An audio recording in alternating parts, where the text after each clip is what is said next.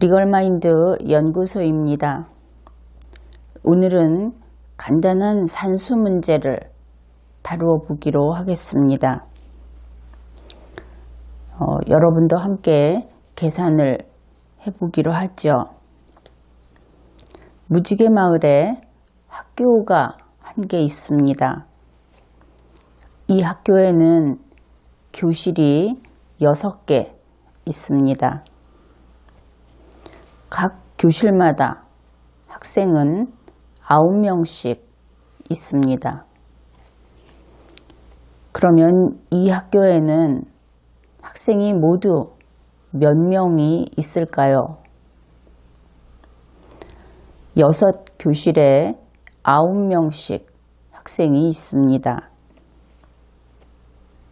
그러면 학생은 전부 54명이 있겠죠.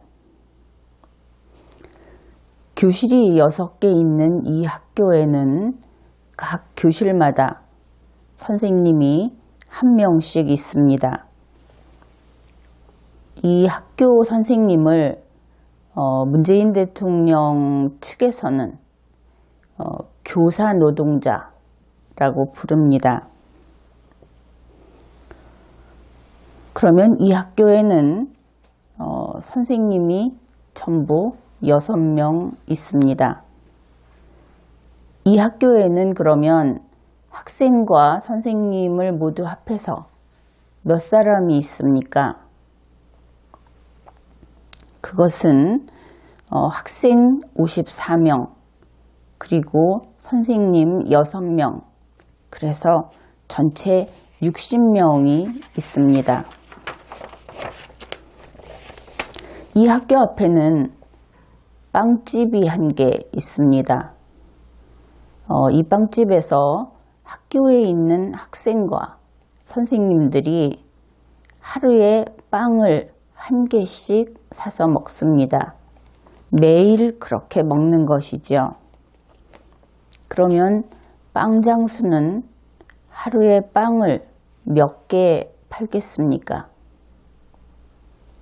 물론 학교에 사람이 60명이 있으니까 빵 장수는 빵을 60개 팔 것입니다. 이렇게 평온한 나날들이 계속되다가 문제가 발생합니다. 사람이 사는 세상에는 항상 똑같은 것은 없죠. 어제와 같은 오늘이 없듯이 그런 것입니다. 이 무지개 마을에도 태어나는 아이들의 숫자가 감소하게 되었습니다. 아이들이 적어진 것이죠. 그래서 이 학교에 아이들이 전부 27명이 있게 되었습니다. 교실 한 곳에 9명씩 들어가니까 교실 3곳을 이 아이들이 차지하고 공부를 할 겁니다. 그러면 이 학교에는 교실이 전부 6개 있었기 때문에 교실 3개가 남게 되죠. 교실이 남으면 물론 비워두면 됩니다. 그러나 우리 국민들은 이러한 뉴스를 듣게 되면 간혹 참견을 하죠. 교실이 남아서 어떻게 하느냐. 이것도 좀 생각을 해보면 교실이 왜 남을까? 이것은 좀 철학적인 이야기가 되겠습니다. 너무나 당연한 일들이 멈춰서서 생각을 해보면 다 철학이 되는 것이죠. 교실 6개가 있을 때는 우리는 아무 생각도 안 하고 학생이 그 6개 교실에 각각 9명씩 있었기 때문에 교실이 남는다든지 모자란다든지 하는 것에 대해서 생각해 보지 않았습니다. 그런데 교실 3개가 남게 되면서 교실이 3개가 남는다 하는 사실을 인식하게 되는 것이죠. 꼭 맞던 교실이 남게 됨으로써 우리 인간은 그때부터 고민을 하게 되고 현상에 대해서 관심을 갖고 더 깊이 그 의미를 추구하게 되는 것입니다. 결국 이런 것이죠. 처음에 교실이 6개가 있었던 것은 교실 6개가 있었기 때문에 아이들이 54명이 태어났던 것은 아니다. 이 당연한 사실. 사람들은 가끔 이 당연한 것을 잊어버리고 잘못 판단하고 그리고 선우를 뒤집어서 고민하고 남에게 억지를 쓰게 됩니다.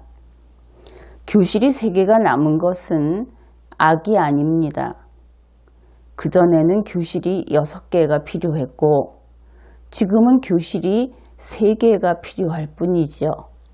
그저 그런 것입니다. 아이들이 줄어들어서 교실 3개가 필요 없어진 겁니다. 교실은 아이들을 위해서 있는가? 아이들이 교실을 위해서 있는가? 이렇게 생각해 보면 답은 쉽게 나오죠. 그래서 교실이 3개가 남았습니다. 교실이 남으면 비워두면 되겠죠. 또 달리 활용을 할 방법을 생각해 볼 수도 있는 겁니다. 그런데 그것보다 좀 더 우리를 시끄럽게 우리들을 졸라대는 것이 있죠. 아이들이 교실 3곳만을 쓰게 되면서 선생님 3명이 남게 되는 현상이 생겼습니다. 선생님도 마찬가지입니다. 우리가 지금 우리나라에서 이러한 문제로 헝클어져서 어찌할 바를 모르는 일들이 곳곳에 있습니다. 그럴 때는 원칙을 생각해 보면 됩니다. 선생님은 선생님을 위해서 학교가 존재하거나 선생님을 위해서 학생이 오는 것이 아니다. 이것만 분명히 해두면 되겠죠. 학생에게 필요하기 때문에 교실을 마련하는 것이고 그 학생에게 필요하기 때문에 교사를 채용하는 것이고 학생을 위해서 선생님은 자신의 임무를 수행하는 것입니다. 그러니 교실 3개가 남은 것은 사탄이 나타나서 그렇게 만든 것도 아니고 우리나라에 재앙이 발생한 것도 아니듯이 아이들이 적어져서 선생님 3명이 필요 없게 된 것은 그냥 그렇게 된 겁니다. 그 선생님들에게 갑자기 하늘에서 어떤 뜻하지 않은 재난이 닥친 것도 아니고 그저 그렇게 된 것이죠. 선생님이 남으면 남는 사람은 내보내면 되겠죠.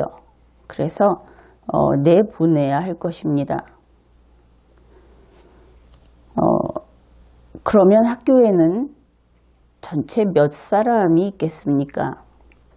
교실 3개가 있고 교실마다 선생님이 1명씩 있고 한 교실에는 학생이 9명이 있습니다.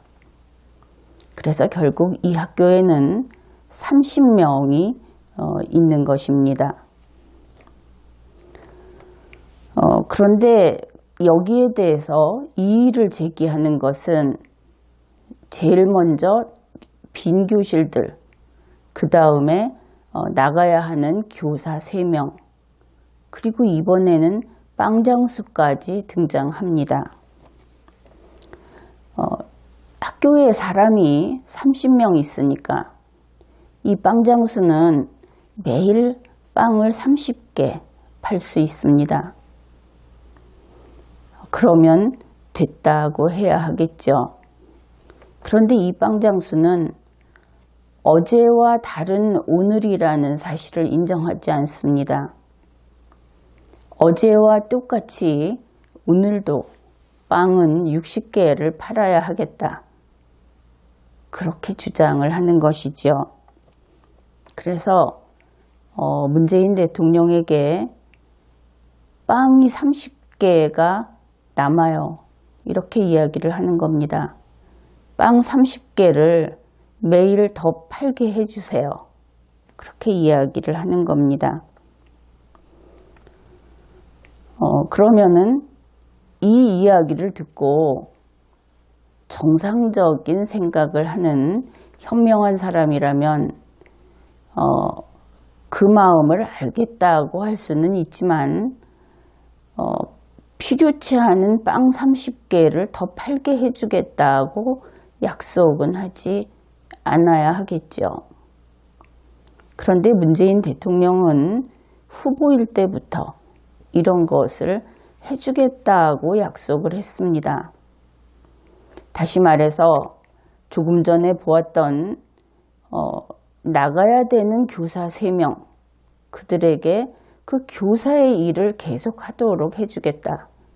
사람만 보니까, 그 교사만 들여다보니까 교사가 일을 해야 하겠다는 생각을 한 거겠죠. 빵 장사를 보니까 빵 장수가 이전에 60개 팔았으면 지금 30개를 못 팔겠구나, 이렇게 생각을 한 것일 겁니다. 그러나 거기에 중대한 잘못이 있죠. 누가 누구를 위해서 일하는가? 일은 왜 하고 빵은 왜 만드는가? 이런 것입니다. 빵 60개를 팔고 싶어서 60개를 살 수 있는 환경을 만들어주는 것이 아니라 빵을 살 사람이 얼마나 되는지를 보고 거기에 맞춰서 빵을 생산한다 하는 것이 우리가 살고 있는 이 태양 아래에 온 세상의 원칙입니다. 그런데 어떻든 문재인 대통령은 빵 30개를 더 팔게 해주겠다. 그렇게 이야기를 했습니다.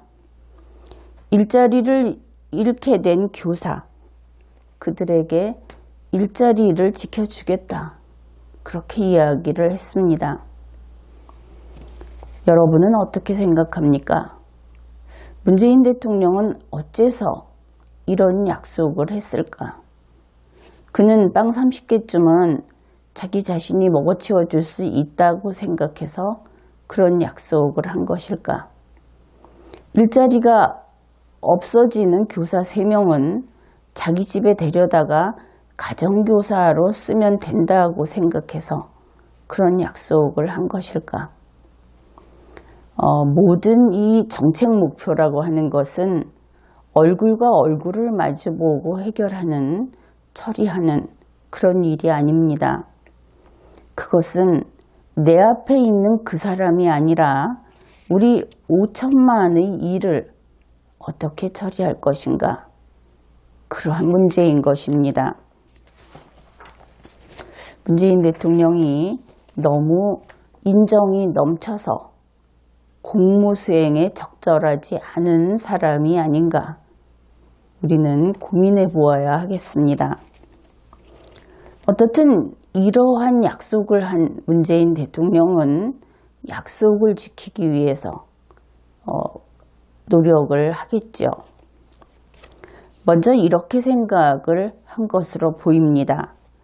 이것은 청와대라든지 문재인 대통령이 국민에게 발표한 자신의 정책이 어떤 성격인지, 그리고 국민에게 한 약속을 어떻게 지킬 것인지 하는 그런 설명을 바탕으로 다시 정리를 해보았습니다. 물론 초등학생도 이해할 만큼 아주 간단하게 정리를 했기 때문에 청와대 측에서 나오는 전문적인 설명과는 좀 차이가 있습니다. 우리는 계속 이 학교와 빵장수와 선생님의 이야기를 해보기로 하죠. 문재인 대통령은 그러면 교실 3개를 학생으로 채우면 되겠다, 이렇게 생각을 합니다. 그러려면 아이들이 27명이 더 학교로 나와야 하겠죠. 교실 3개를 채우는 숫자입니다. 그런데 가만히 들여다보니 아이들이 학교에 와서 매일 빵을 1개씩 먹는다 하는 것을 알게 되었습니다. 그래서 문재인 대통령은 이렇게 이야기하는 것이죠. 빵 1개를 먹으려고 학교에 오는구나. 그렇다면 간단하다. 빵부터 먼저 만들어 놓으면 아이들이 올 테니까. 이렇게 생각을 하는 것이죠. 그러면 아이들 27명이 학교에 더 나와야 한다. 이렇게 이야기를 했습니다. 여러분이 문재인 대통령이라면 그러면 빵을 몇 개나 만들겠습니까? 우선 현재 이 학교에 있는 30명분 30개가 필요할 겁니다. 하루에 생산하는 양이. 그 다음에 아이들이 27명이 와야 하니까 이 미끼용으로 아직 아이들이 안 왔으니까 27개를 만들어야 하겠죠. 그러면 57개. 그 다음에 아이들이 오게 되면 어차피 선생님 3명이 다시 학교에 근무하게 될 테니까 나중에 이렇게 어차피 필요해질 3개. 그래서 전체 60개를 만들 겁니다. 그러고 보니 이 60개를 만들면 가장 먼저 한 사람의 소원은, 한 사람이 바라는 것은 충족이 되겠죠. 바로 빵 장수의 요구가 충족되는 것입니다.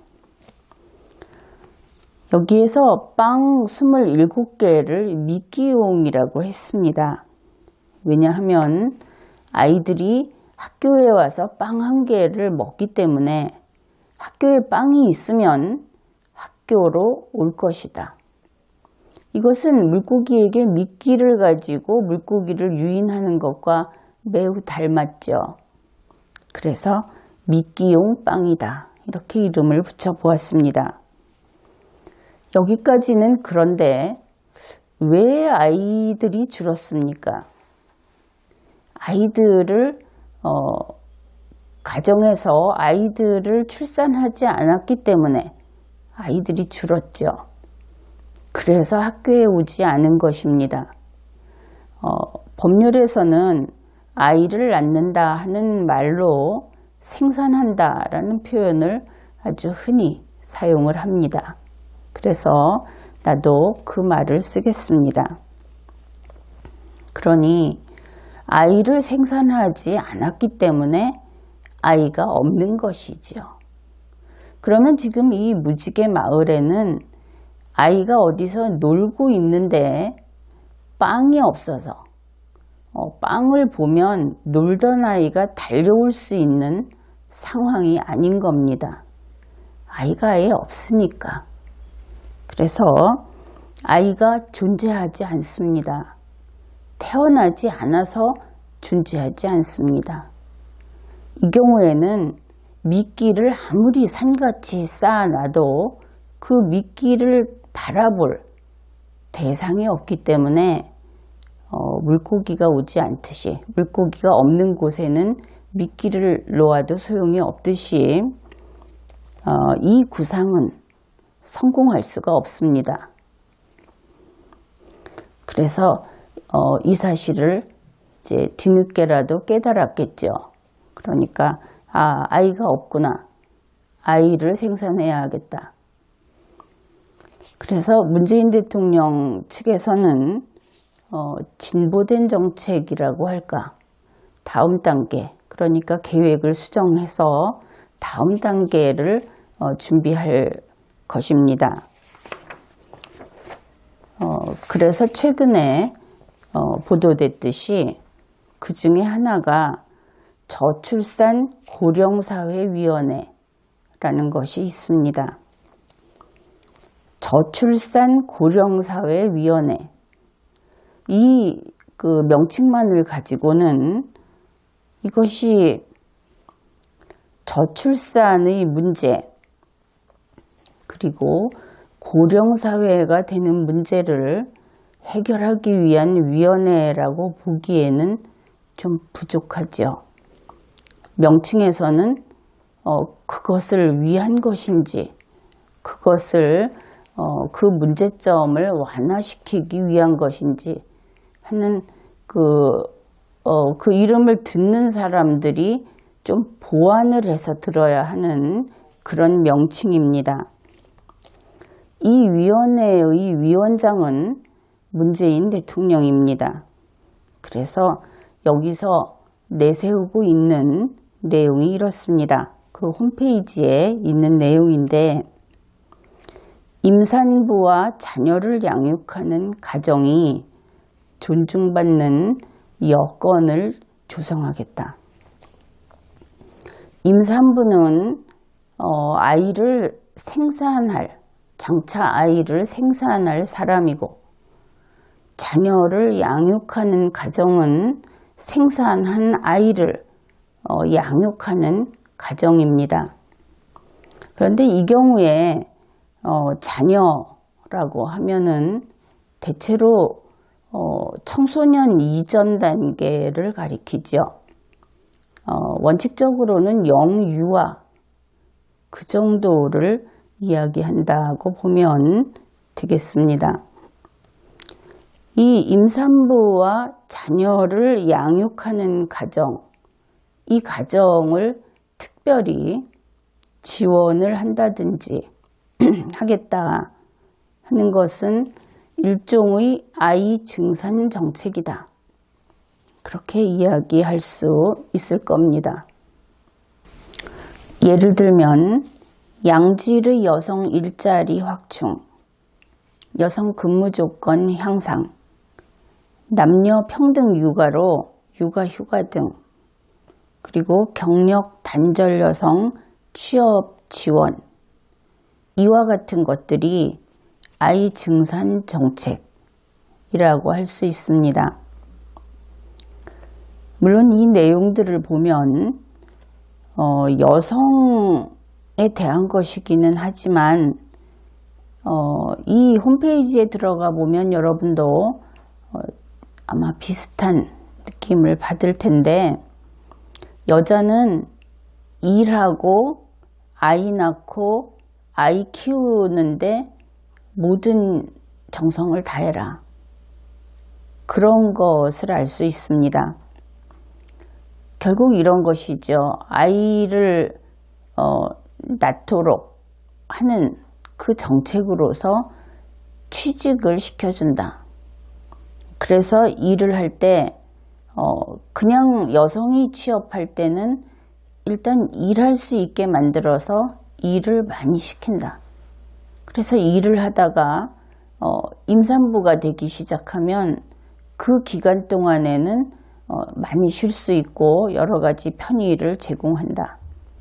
그리고 아이들을 키울 수 있도록 정부가 협조를 하고, 그 다음에 아이를 다 키우고 나면은 다시 돌아와서 일을 할 수 있도록 경력 단절 여성에 대한 취업 지원을 한다. 이 모든 일들을 정부가 해주니까 다 해주는 것이다. 여성들은 행복해해라. 이렇게 이야기를 합니다.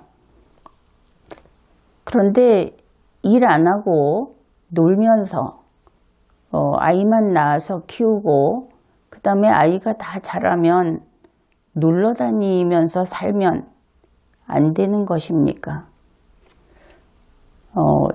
이러한 질문이 좀 의문 같지만 이 저출산 고령사회위원회에 있는 자료들을 읽다 보면 저절로 이런 질문이 나오고 맙니다. 생각이 좀 부족하다.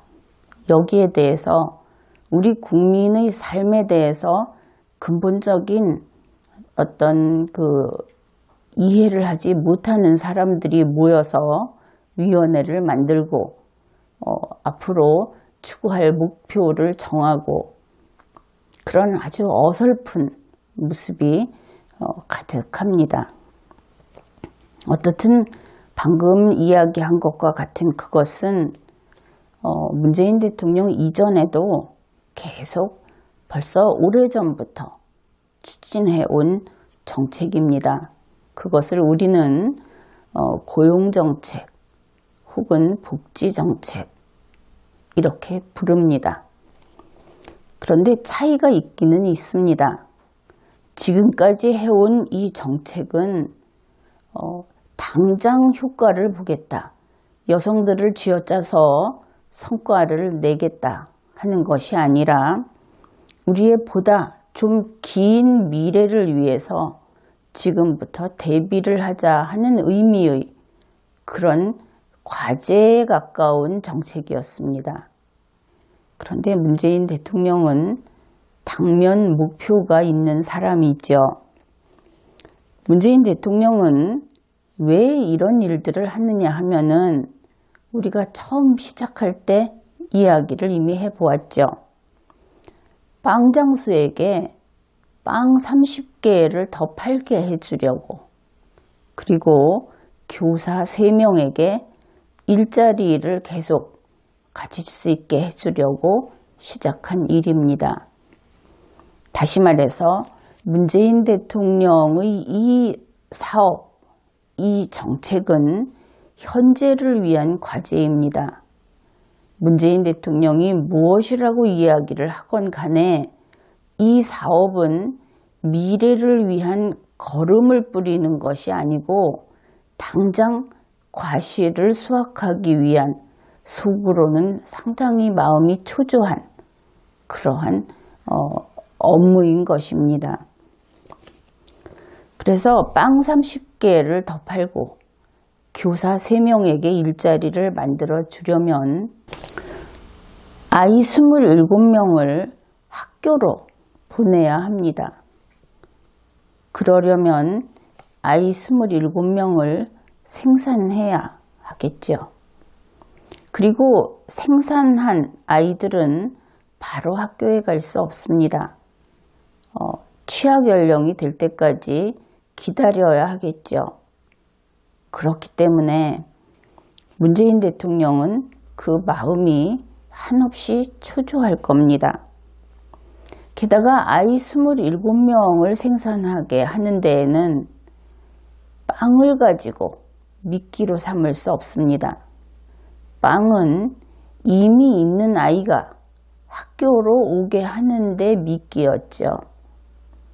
그러면 부모가 될 수 있는 사람들이 아이 27명을 생산하도록 할 수 있는 미끼가 또 필요하지 않겠습니까?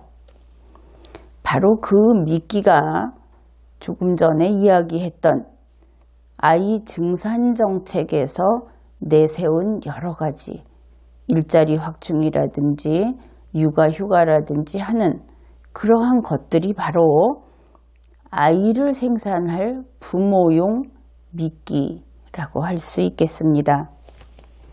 그런데 이 미끼는 주로 경제적인 미끼라는 특징이 있죠. 아주 간단하게 줄여서 이야기하면 이것은 밥 미끼입니다. 밥을 주겠다 하는 미끼입니다. 그러니 성년 부부에게는 밥을 주겠다. 그러니 아이를 생산해라. 그 다음에 아이가 학교에 갈 나이가 된 아이에게는 학교에 오면 빵을 주겠다. 그러니 학교로 와라. 이렇게 미끼를 가지고 사람들을 자기가 원하는 방향으로 움직이게 하려고 하는 겁니다. 문재인 대통령의 이러한 그 사고 방식, 그것은 정책을 세우고 정책을 수행하는 곳곳에서 발견이 됩니다. 아주 동일한 패턴이 보이는 것입니다. 문재인 대통령의 이러한 사고방식을 두 가지 예를 들어서 소개를 하겠습니다. 가령 공부 못하는 아이가 있다고 합시다. 그러면 너는 왜 공부를 못하니? 그러면 대부분은 공부할 시간이 없어요. 이렇게 이야기를 하겠죠. 문재인 대통령은 그것을 참 잘 알고 있는 것처럼 보입니다. 그래서 공부 못하는 아이를 위해서 공부할 수 있는 시간을 주겠다. 그렇게 이야기를 합니다. 그러면 공부할 시간을 주면 아이들이 다른 거 할 시간을 빼내서 공부할 수 있게 시간적 여유를 만들어주면 공부 못하던 아이가 공부를 잘할까? 공부를 잘하게 될까? 그런데 이것은 우리가 경험상 알고 있듯이 공부 못하는 아이는 공부를 잘하지 않기 때문에 공부를 못합니다. 어떤 장애가 있어서 못하는 것이나 본인이 극복할 수 없는 그런 어려움이 있어서 공부를 못하는 것이 아니라 그냥 공부를 안 해서 못하는 것이죠. 그래서 공부를 못하는 아이는 시간이 남으면 놀아버립니다. 문재인 대통령이 생각하는 것과는 현실이 좀 다르죠. 문재인 대통령은 또 이렇게 이야기를 합니다. 어떤 국민이 돈이 없는 것은 그 사람이 돈을 벌기 위한 돈을 벌 수 있는 돈이 없기 때문에 돈이 없다. 이해되십니까? 그래서 돈을 주겠다. 그런데 돈이 없는 사람에게 돈을 주면 돈을 써버리겠죠. 그런데 문재인 대통령은 그것도 좋다 이렇게 이야기합니다. 돈을 씀으로써 우리 경제가 돌아가고 결국은 다 잘 살게 되는 윈윈하는 결과가 나올 것이다. 이것이 문재인 대통령이 이야기하는 소득주도 경제 정책이라고 하는 것의 한 뼈대입니다. 그 이야기는 우리가 앞으로 기회가 있을 때마다 좀 더 자세히 해보기로 하죠. 문재인 대통령은 현재 이 빵을 30개 팔게 하는 방법, 이런 식으로 소득주도 경제라는 것이 가장 큰 그 범주가 되겠습니다. 가장 넓은. 그런데 그것을 가지고 이렇게 이야기합니다. 이것이 일단 성공만 하면 문재인 대통령은 역사적인 거의 성인의 반열에 오를 만큼 그렇게 될 것이다. 그의 주위에 있는 사람들도 그렇게 이야기를 합니다. 그런데 만일 지금 전문가들이 아주 반대하는 사람들이 많죠. 이것은 위험하다. 국민의 삶을 가지고 실험하지 마라. 이런 이야기를 합니다. 그래서 지금 문재인 대통령이 하고 있는 이 경제 패러다임을 바꾸겠다. 그리고 부수적으로 국가의 역사도 바꾸고 국가의 틀도 바꾸고 모든 것을 통째로 바꾸겠다. 그렇게 하는데 그 경제 패러다임 부분에 국한해서 보더라도 여기에 실패하면 5천만 국민이 망한다고 하는 것이 전문가들의 지론입니다. 여기에서 우리가 생각해 볼 것이 아주 희박하지만 거의 전문가들 말을 참고하면 거의 불가능하고 지금까지 성공한 예가 없는 그런 경우에 최초로 문재인 대통령이 성공을 한다면 그러면 문재인 대통령의 영예가 될 겁니다. 영광이 될 겁니다. 그러나 실패할 가능성이 대단히 높은, 너무나 당연하게 오히려 실패하는 것이 당연한 그런 결과가 나타나게 되면 그 실패의 결과는 우리 5천만 국민이 지게 되는 겁니다. 문재인 대통령의 실험용으로 기꺼이 자신을 던질 것인가? 우리가 당장 고민해보고 빨리 답을 내야 할 그러한 내용입니다.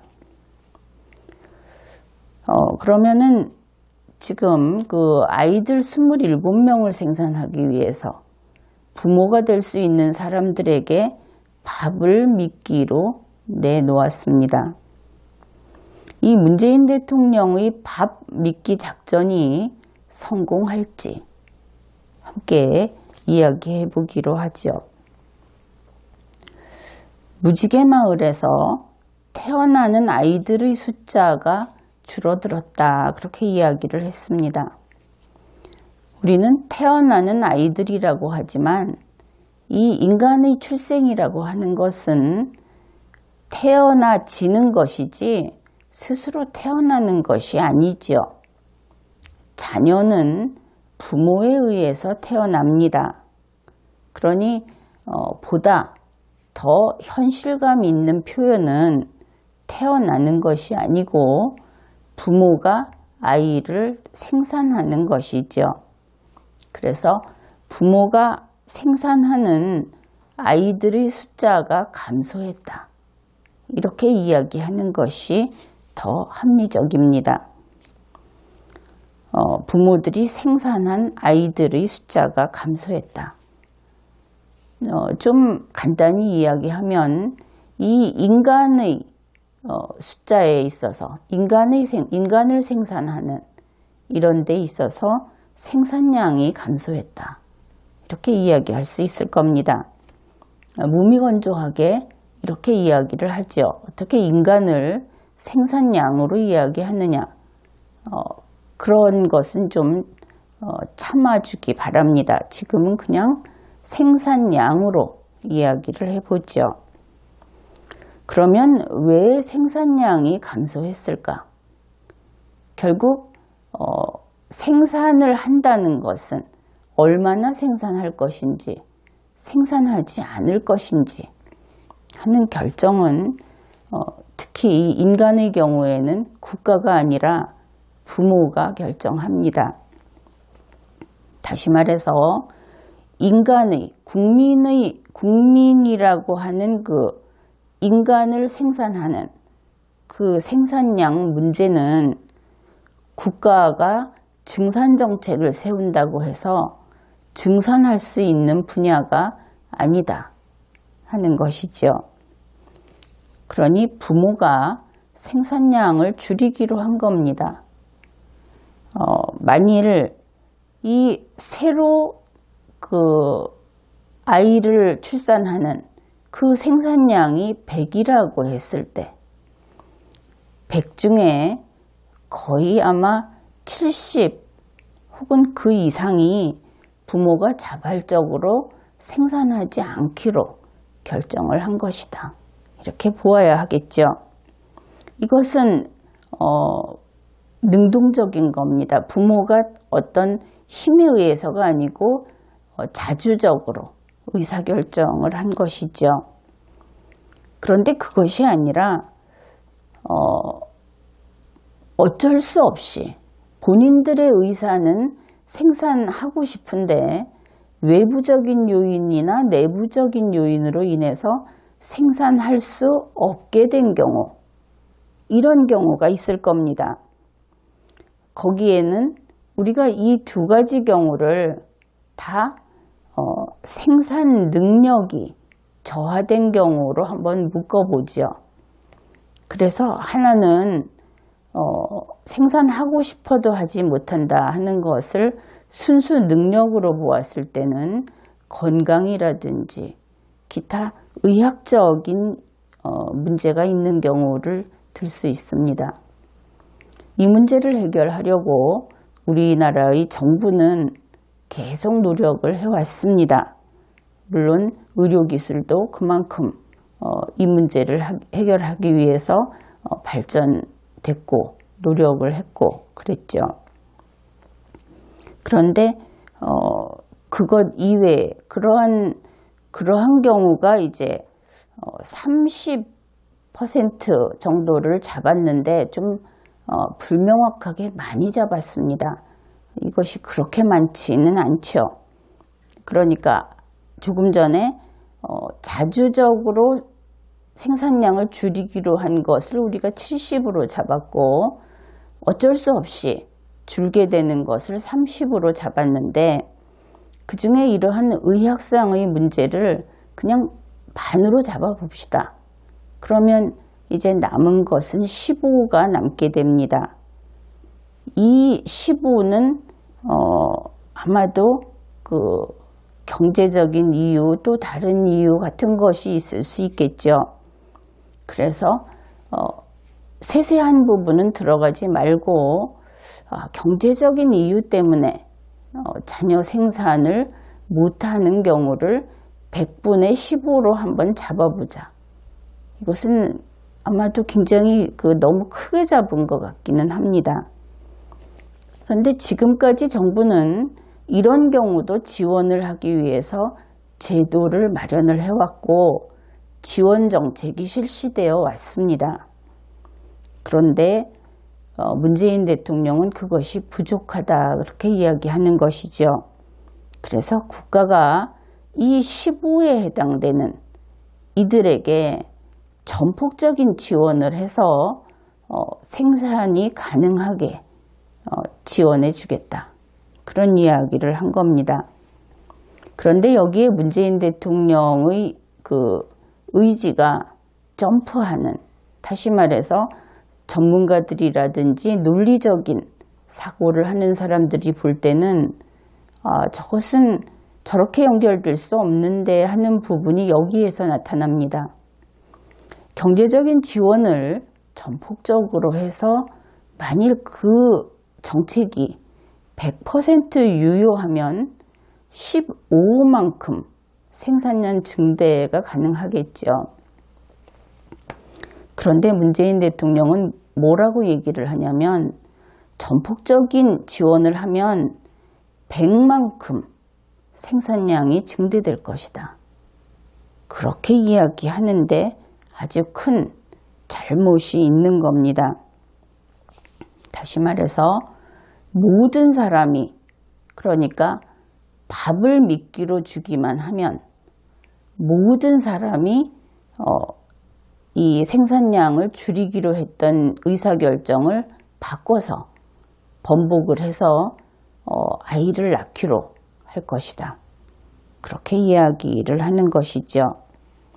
그런데 우선 이 영역을 잘못 판단한 것도 있고 또 하나는 국가 정책으로 이 아이들을 많이 낳게 하는, 그러니까 증산정책을 추진하는 것은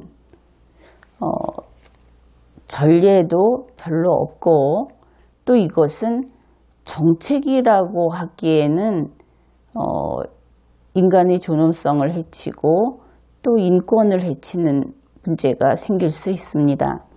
이것은 정책성이 그래서 인정되기 어렵다. 그렇게 보아야 할 것이고 이쪽의 정책은 주로 감산정책으로 나타나 있죠. 문재인 대통령은 현재 이 지구의 생물계와 아주 힘겨운 전쟁을 하고 있다. 그렇게 볼 수 있습니다. 왜 이렇게 힘든 전쟁을 하는가? 그것은 저출산 고령사회 문제를 해결하겠다는 의욕에서 그렇게 하는 것입니다.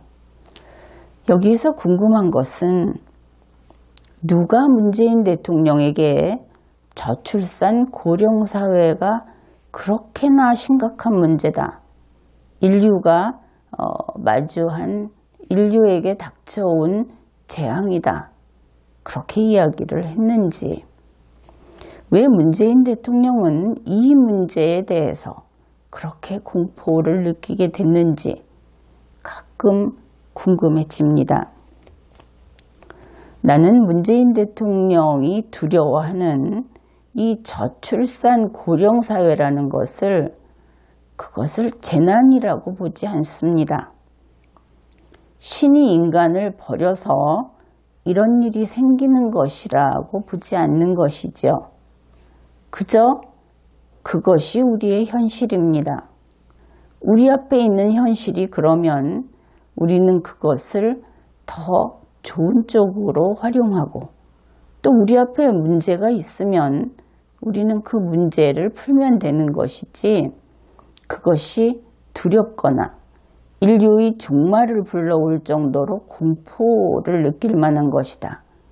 이러한 심리, 그러한 심리를 지니게 되는 것, 그 상황 자체가 병적이라고 봅니다.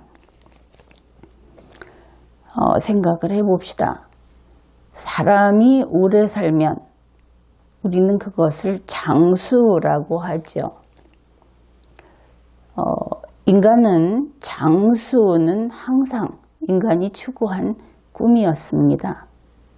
그래서 우리 인류가 부지런히 연구하고 학문을 닦고, 그렇게 해서 학문을 연마하고 결국은 인류가 진보하면서 오늘날과 같은 고도의 기술이 고도로 발달한 이러한 시대에 이르렀습니다. 그러면 장수한 사람 가운데 노인이 아닌 사람이 있습니까? 장수하는 것은 인류의 꿈이었고 장수한 사람은 전부 노인입니다. 결국 노인이 많다고 하는 것은 우리 인류가 그 꿈을 실현한, 더 오래 살고자 하는 그 꿈을 실현한 성과입니다. 현대에 이르러 우리가 이루어낸 그 성과이죠. 그런데 어째서 사람이 태어나서 오래 살아서 장수해서 노인이 되고, 노인이 많지 않으면 장수에 실패하는 것이죠.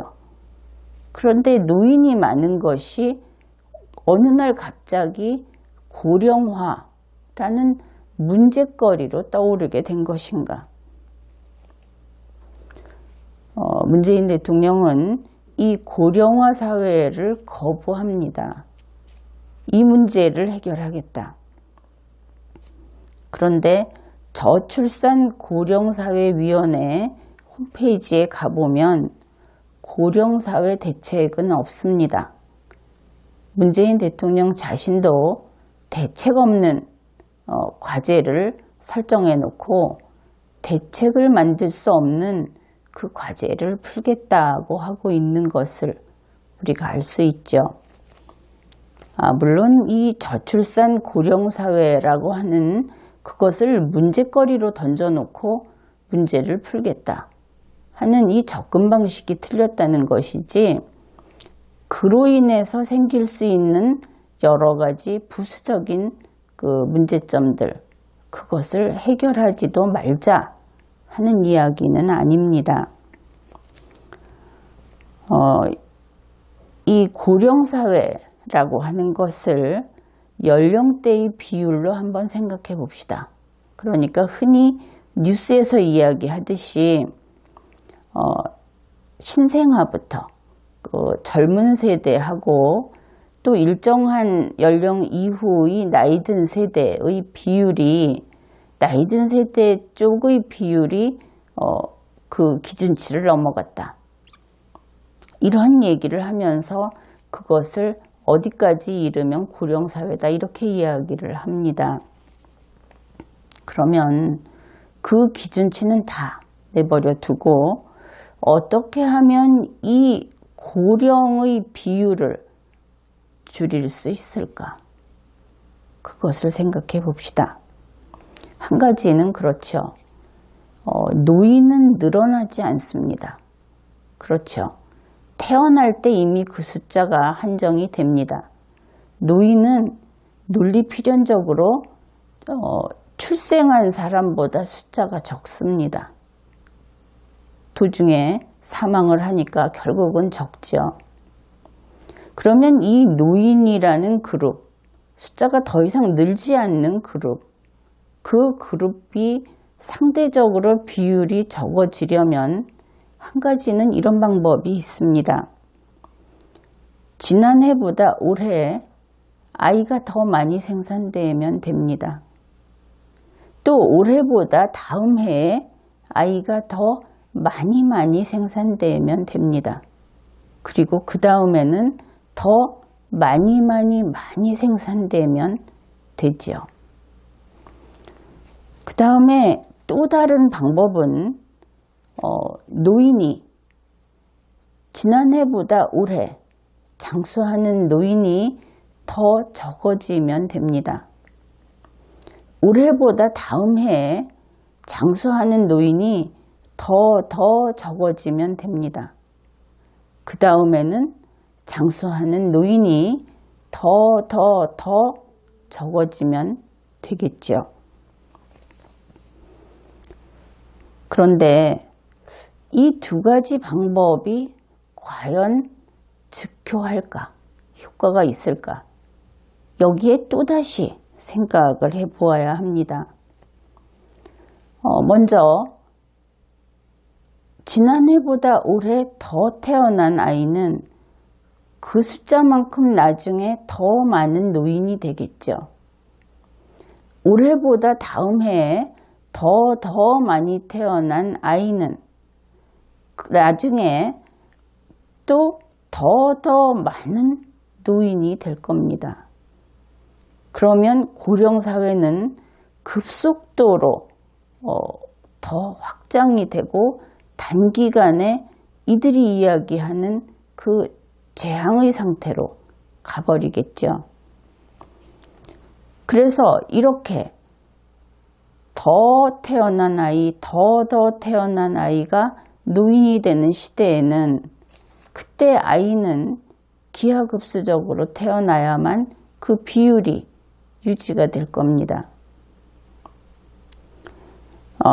왜냐하면 요즘의 기술로, 요즘의 의학으로 이 사람은 태어나면 더 장수하게 되어 있죠. 그래서 많이 태어난 아이가 장수하면 그것은 곧 고령사회를 촉진하는 인자로 작용하게 됩니다. 그래서 그 문제를 해결하려면 노인은 빨리 죽고 또 모든 아이도 가능하면 단명해야 장수하면 안 된다. 이렇게 됩니다. 자, 이렇게 되면 도대체 이 고령화라는 것이 우리 인류에게 재앙이라고 본 그 입장에서는 극복할 수 없는 재앙이다. 그렇게 판단을 해야 할 겁니다. 그러나 이것은 잘못된 겁니다. 선진국에서는 다른 식으로 이 문제를 접근하고 또 이 현상을 다르게 평가하고 있습니다. 그 노인이라고 하는 계층은 쓸모없는 계층이 아니라 여전히 그들은 대한민국의 국민이고 또 존엄한 인간이고 그리고 노인은 죽는 그 순간까지 창조적인 활동을 할 수 있는 사람들이다. 이제는 인식을 전환해야 할 시대가 되었다. 이런 이야기는 리걸마인드 연구소의 다른 강의에서도 가끔씩 이야기를 했습니다. 어떻든 문재인 대통령은 바로 이러한 그 지구의 생물계 그리고 오늘날 이 발달한 기술 장수하고자 한 인류의 꿈 그것을 상대로 아주 힘든 싸움을 벌이고 있습니다. 우리나라에는 문바, 요즘에 좀 지탄을 받기도 하지만 스스로 문바인 것을 자랑스럽게 여기는 사람들도 있더군요.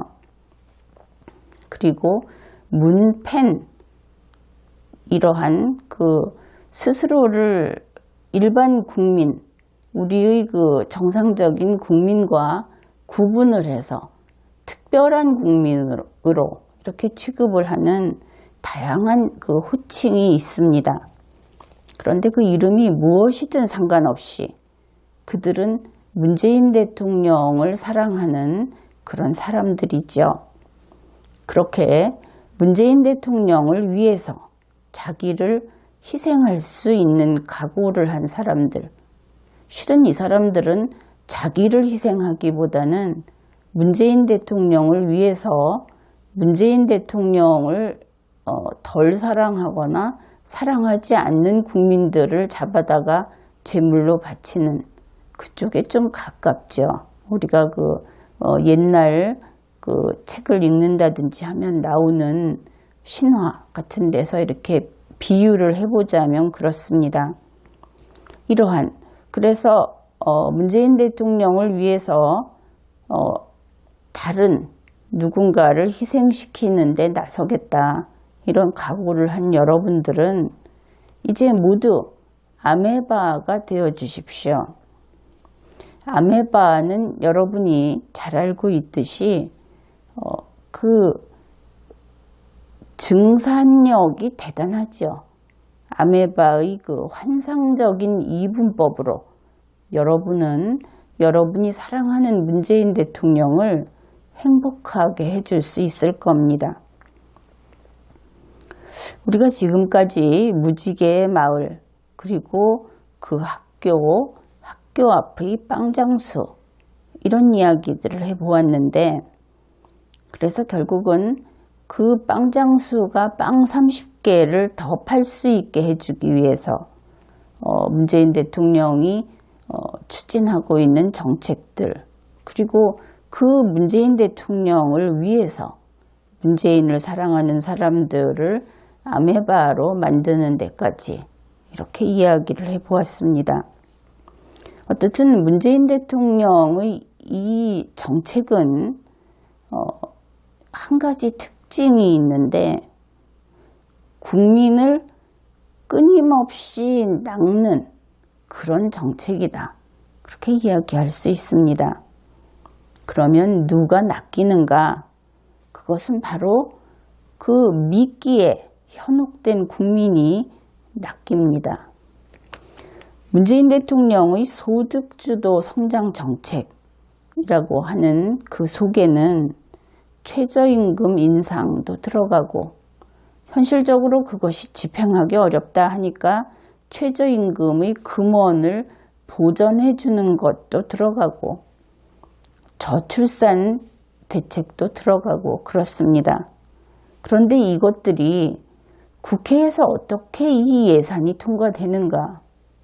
이것을 실행할 수 있는 법률이 통과되는가? 하고 봤더니 그들이 바로 이 미끼에 아주 잘 낚이는 그런 족속들이었다 하는 것을 국민들이 알게 되었습니다. 그들은 그렇다고 칩시다. 이제 우리 한국, 대한민국 국민들은 밥에 낚여서 아이를 생산하고 또 빵에 낚여서 학교에 가고, 그렇게 해서는 안 되겠습니다. 그렇게 하면 대한민국에 내일이 없기 때문입니다. 또 밥에 낚여서 아이를 생산하고 빵에 낚여서 학교에 갔으면서 그것을 아주 그럴싸하게 바꿔서 나의 이런 행위로 교사 3명에게 일자리가 생기지 않았느냐. 그리고 빵장수가 비록 벌써 미리 만들어둔 빵이긴 하지만 그 빵 30개를 소비하는 데 성공하지 않았느냐. 바로 이것이 배려요. 함께 살아가는 것이고 그것이 새로운 대한민국을 만드는 것이다. 이렇게 이야기하지 마십시오. 그 이야기를 하는 국민들은 단지 빵에 낚이고 밥에 낚였을 뿐입니다. 새로운 대한민국을 만들기 위해서 미끼를 덥석 문 것이 아니지요. 그래서 그런 이야기를 하면 대한민국의 내일은 역시 없습니다.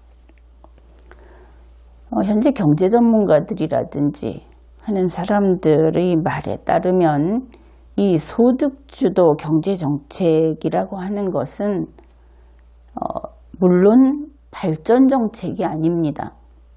그리고 생존 정책조차 아니다 하는 것이 국민들을 아주 불안하게 만듭니다. 이것은 단지 잔존 정책, 그러니까 지금 있는 것을 소모해버리고 나면 그냥 다 함께 죽자. 그런 정책이다. 이렇게 이야기를 합니다. 그러니 국민 여러분, 우리 국민 가운데 기업인, 정치인들 미끼에 넘어가지 마십시오. 필사적으로 투쟁을 하고 이 나라를 지켜야 하겠습니다. 그리고 국민 여러분, 여러분도 미끼에 넘어가지 마십시오. 이 국가라고 하는 것이 한번 기울어지기 시작하면 바로 세우기 어렵습니다.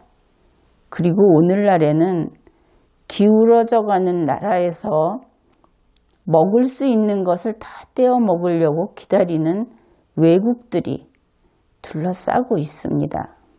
그래서 대한민국은 쓰러져서는 안 된다.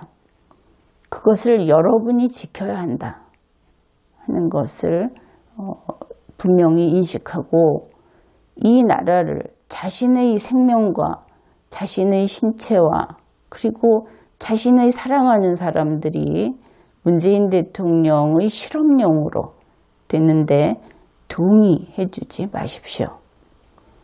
이번 회의는 여기까지 하겠습니다.